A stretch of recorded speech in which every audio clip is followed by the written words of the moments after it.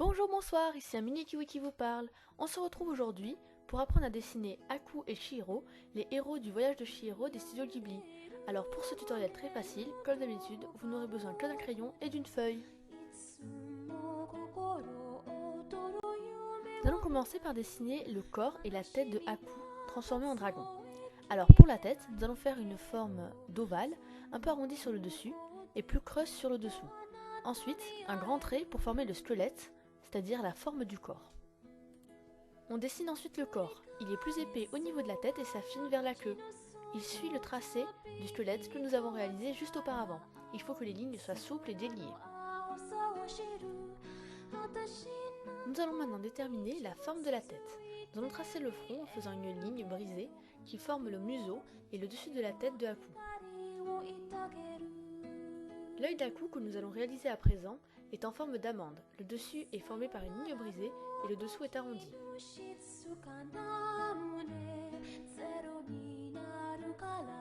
Nous allons maintenant dessiner les pattes d'Haku.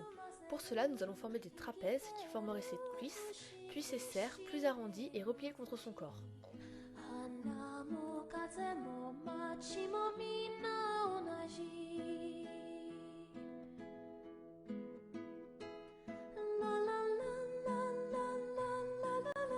Nous allons maintenant pouvoir nous attaquer aux détails. Commençons par son oreille. Il s'agit d'une oreille à peu près en forme d'oreille de vache qui se situe sur la ligne médiane, celle que nous avions tracée pour former le squelette. En dessous de cette oreille, on peut apercevoir des poils qui forment la fourrure d'Haku. Ensuite, on dessine ses cornes. Alors, elles sont très pointues, brisées en leur milieu. La partie inférieure est arrondie et celle du haut est beaucoup plus pointue.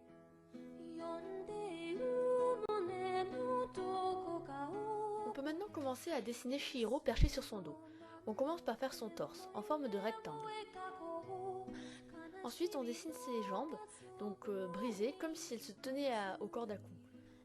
On dessine ses cuisses et les petits pieds. On trace ensuite la ligne directrice des bras, puis un rond pour la tête.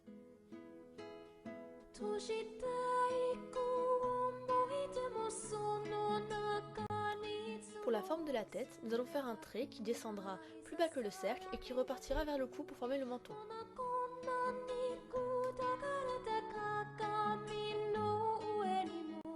On place l'œil, la bouche et l'oreille.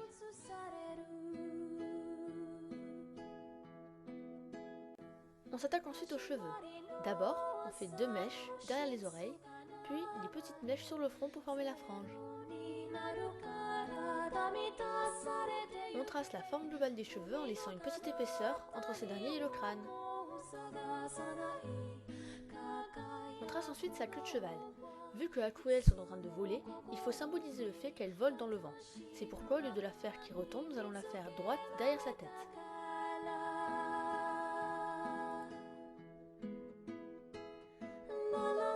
Nous déciderons ensuite ses vêtements. Étant donné qu'ils sont naturellement amples et qu'en plus ils sont portés par le vent, il faut symboliser que ce dernier les gonfle et donc les faire très larges. Pour la main, je la symbolise simplement par 3 petits triangles arrondis et le pouce.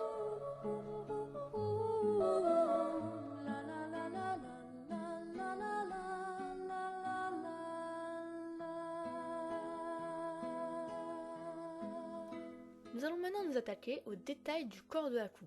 D'abord la fourrure sur son dos. Il faut penser qu'elle est aplatie par Chihiro qui est donc assise dessus et la faire plus basse de l'autre côté du corps.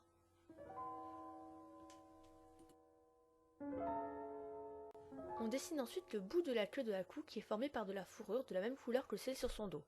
Là, tout de même, il faut faire comme si le vent la soufflait, donc il faut faire tous les poils recourbés vers l'arrière du corps. Nous allons maintenant placer la pupille pointue et les reflets dans l'œil d'Haku.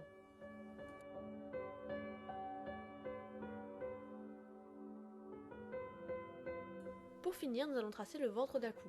Il passe au niveau de ses pattes, donc entre ses cuisses. Il ne faut donc pas faire le trait sur ces dernières.